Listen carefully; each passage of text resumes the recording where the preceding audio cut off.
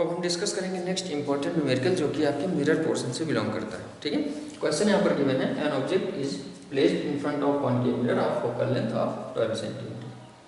There are two possible positions of the object for which the image formed is 3 times the size of the object. ठीक है, two different position of object के लिए हमको 3 times magnified image form मिल रही है। ठीक है, तो यहाँ पर पहला क्वेश्चन किया गया, draw the ray diagram for each case.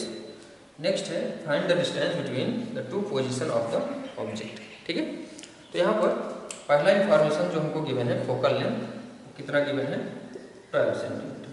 ठीक है, तो साइन कन्वेंशन से ये हो जाएगा माइनस। ठीक है, मैग्नीफिकेशन हमको गिवन है 3। ठीक है, अब मैग्नीफिकेशन का वैल्यू -3 हो जाता है रियल इमेज के लिए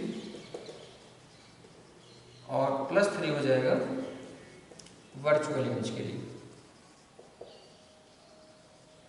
ठीक है, तो m इज इक्वल टू, अगर हम -3 पहले चूज कर लेते हैं रियल इमेज के लिए, तो ये हो जाएगा -3 और f का वैल्यू हो जाएगा -12 सेंटीमीटर। तो फार्मूला यहाँ पर हमारा होता है m is equal to f/f - u। ठीक है, बहुत ही इजी। तो m का वैल्यू -3 हो गया, f का वैल्यू हो गया -12 - u। ठीक है, इसको हम सॉल्व कर लेते हैं, तो ये हो जाएगा +36 + 3u इज इक्वल टू -12। ठीक है, सिंपली यहाँ पर हमने क्रॉस मल्टीप्लिकेशन किया है, तो ये हो गया 36 को हम इधर शिफ्ट कर देते हैं, तो 3u is equal to -12 - 36, 3u is equal to -48 हो गया, u इज इक्वल टू हो गया -48/3, तो ये हो गया 16, तो u इज इक्वल टू हो गया -16 सेंटीमीटर। बहुत ही इजी न्यूमेरिकल है। ठीक है, तो ये हमको पता चल गया u क्या होता है, object distance, first position of object. ठीक है, इसके लिए अगर हम रे डायग्राम ड्रा करें तो ये हो जाता है हमारा कॉनकेव मिरर। ठीक है, ये हो गई प्रिंसिपल एक्सिस, ये हो गया। ठीक है, तो चलिए इसका हम f यहाँ सपोज कर लेते हैं और c यहाँ सपोज कर लेते हैं। ठीक है, तो f का वैल्यू यहाँ पर -12 गिवन है, तो ये हो जाता है आपका 12। ठीक है, इसका डिस्टेंस पोल से 12 होगी। ठीक है, तो u का वैल्यू -16 मिला है, तो ये 16 जो है c और f के बीच में लाई करेगा। चलिए हम सपोज कर लेते हैं ये कोई ऑब्जेक्ट थी AB और इसका जो डिस्टेंस था पोल से ये हो गया 16 सेंटीमीटर। ठीक है, अब यहाँ पर इसका इमेज का फॉर्मेशन हम देखेंगे, तो यहाँ पर ये पहली रे ऑफ लाइट हम सपोज कर लेते हैं, इस पॉइंट पर इंसिडेंट हुई, तो ये आफ्टर रिफ्लेक्शन जो है f के थ्रू पास हो जाएगी। ठीक है, तो ये हो गई इंसिडेंट है और ये हो गई रिफ्लेक्टेड। ठीक है, दूसरी कोई रे ऑफ लाइट हम सपोज कर लेते हैं, पोल पर इंसिडेंट हो रही है, तो आफ्टर रिफ्लेक्शन ये इस टाइप से I = R एंगल पर पास हो जाएगी। ठीक है, तो ये हो गई इंसिडेंट रे, ये हो गई रिफ्लेक्टेड। ठीक है, तो यहाँ पर इसके इंटरसेक्शन पॉइंट पर ये इमेज का फॉर्मेशन होगा। ठीक है, A' B' real image.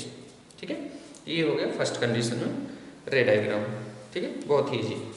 Next यहाँ पर हम देखेंगे m का वैल्यू +3 के लिए। ठीक है, तो यहाँ पर m का वैल्यू +3 कर देंगे, फार्मूला हमारा सेम होगा, और इसके लिए देखते हैं कि पोजीशन ऑफ ऑब्जेक्ट हमको क्या मिलता है। ठीक है,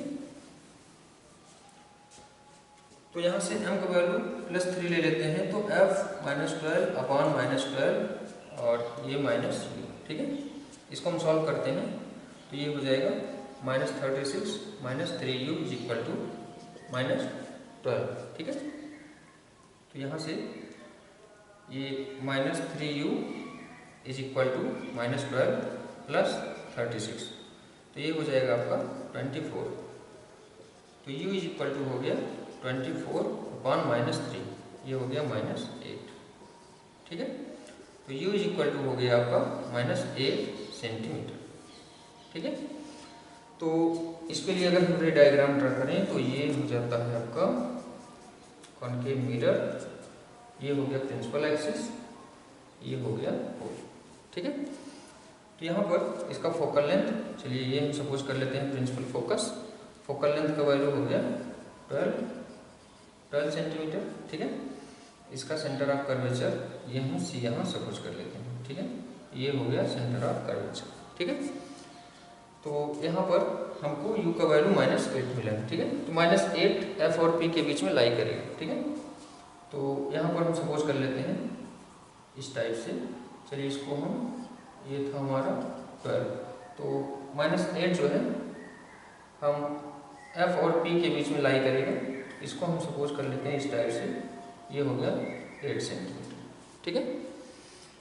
अब यहाँ पर ऑब्जेक्ट ए भी हम सपोज कर लेते हैं इस टाइप से रखी हुई, एफ और पी के बीच में लाई कर रहे हैं, ठीक है। इसका वर्चुअल इमेज मिलेगा। तो पहली रे ऑफ लाइट हम सपोज कर लेते हैं ये यहाँ पर इंसिडेंट हुई और ये आफ्टर रिफ्लेक्शन जो है एफ के थ्रू पास होगी, ठीक है। तो ये हो गई फर्स्ट रे ऑफ लाइट, ये इंसिडेंट रे हो गई, ये रिफ्लेक्टेड रे हो गई, ठीक है। दूसरी रे ऑफ लाइट हम सपोज कर लेते हैं कि ये यहाँ पर पोल पर इंसिडेंट हो रही है, ऐसे सपोज कर सकते हैं, ठीक है। कोई दूसरी हम सी के अलॉन्ग में सपोज कर सकते हैं। तो पोल पर अगर हम सपोज कर लेते हैं दूसरी रे ऑफ लाइट इंसिडेंट हो रही है, तो ये after reflection I = R angle पर रिफ्लेक्ट होकर के पास हो जाएगी, ठीक है। तो ये इंसिडेंट रे हो गई और ये रिफ्लेक्टेड रे हो गई। अब इसका अगर हम इमेजिनरी रे ऑफ लाइट जो है, ये जो इधर गई है रिफ्लेक्टेड रे, अगर इसका हम इमेजिनरी रे यहाँ पर ड्रा करें, ठीक है, और इसका भी, तो ये दोनों एक दूसरे को किसी एक कॉमन पॉइंट पर इंटरसेक्ट करें, ठीक है।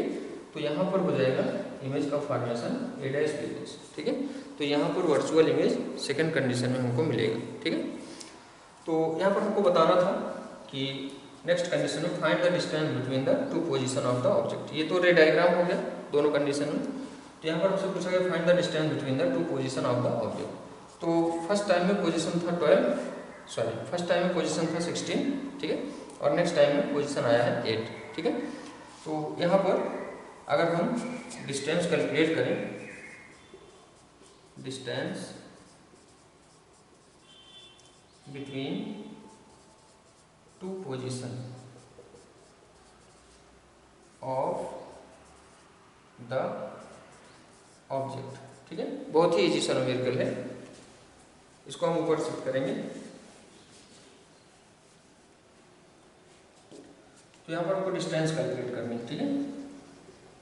तो डिस्टेंस हो जाएगा फाइनल माइनस इनिशियल। देखो फाइनली क्या है, 8 आया है, मतलब -8 हो गया, माइनस इनिशियल, तो -16 था इनिशियल कंडीशन, ठीक है। तो ये हो गया -8 +16। तो यहाँ पर इसको अगर हम सॉल्व कर लेते हैं तो ये हो जाएगा आपका 8 सेंटीमीटर, ठीक है। ये आ गई आपकी डिस्टेंस, ठीक है, ये आपका आंसर हो गया। तो ये दोनों क्वेश्चन बहुत ही इजी था, ठीक है। तो हम इस फार्मूले की हेल्प से इस टाइप से सॉल्व कर सकते हैं। Thank you very much.